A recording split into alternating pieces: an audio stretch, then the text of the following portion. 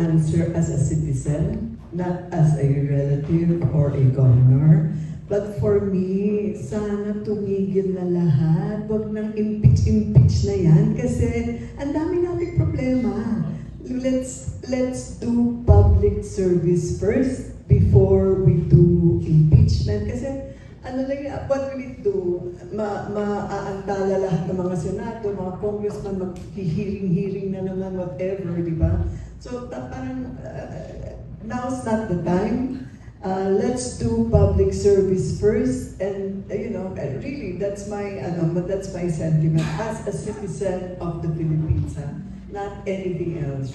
But for me as a citizen, I would really want our leaders, national leaders, to do what they were voted for, to serve the public, to serve whatever needs to be done for our country, para naman we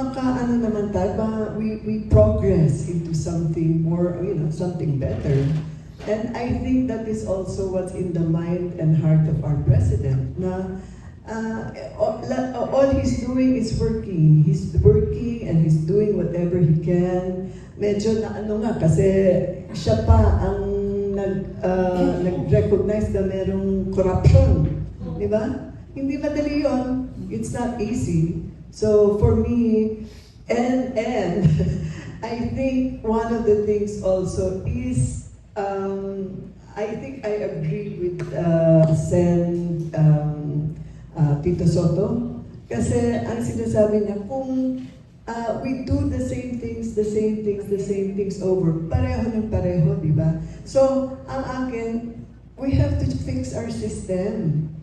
Kasi, which means to say, I am all for charter change. I am all for fixing our constitution. Kasi, nung ginawa ito 1987, di ba? Ano na ngayon? 2026 na.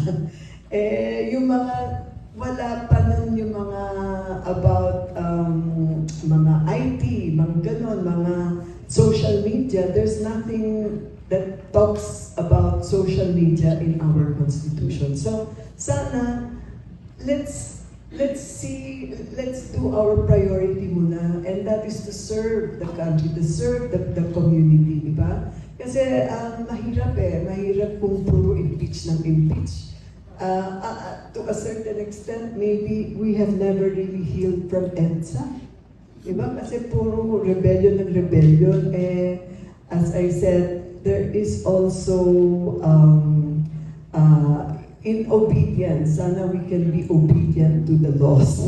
Kasi when you're obedient, blessings come after. So, yun ang akin. So, sana ayusin muna natin ang sistema, and let's do the work that we're supposed to do. Let's not think anymore about impeachment, kasi ang hirap Parang ang mangyayari after that, next naman, mag-impeach na naman. Parang hindi na matatapos. Parang forever na lang gano'n ang nangyayari. So, kung pwede, ayusin muna natin ang sistema natin para hindi tayo ganyan na ganyan. Para it can run no matter what happens, di ba? Yun.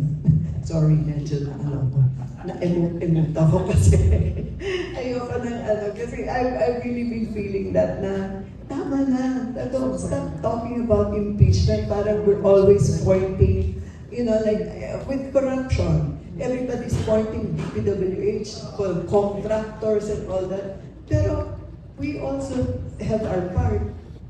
Meron din tayong guilty portion dyan.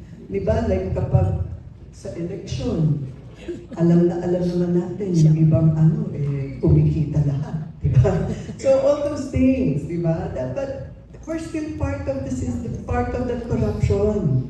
Na dapat tayo na rin mismo ang mag-stop, di ba? Or else yung nagbibigay kapag nahuhuli. Yung mga ganyan. Dapat tayo na mismo ang magkaroon ng discipline sa sarili natin na huwag natin gawin para hindi umusad yung ganung klaseng korupsyon.